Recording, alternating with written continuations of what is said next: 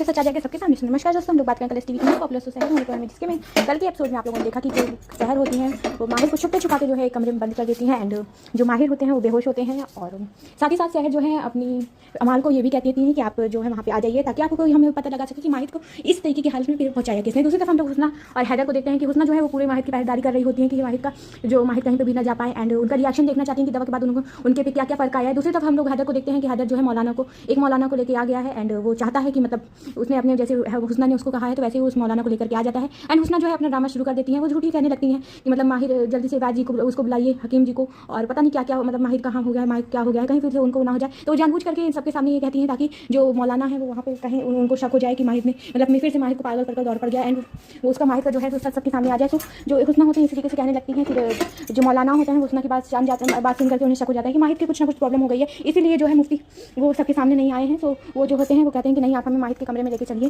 ताकि हम देख लें मतलब क्यों, क्या हुआ है, क्या बात है, आप हकीम साहब को क्यों बुलाना चाहती थी। तो हुस्ना जो है ड्रामा करती है कि नहीं हम नहीं चाहते, लेकिन वो जो है मन ही मन बहुत खुश होती हैं कि चलिए अब माहिर की जो है सब सामने आने वाला है। और दूसरी तरफ हम लोग देखते हैं कि सहर जो है सहर अपने कपड़े उतार रही होती है, जो भी उन्होंने गेटअप लिया होता है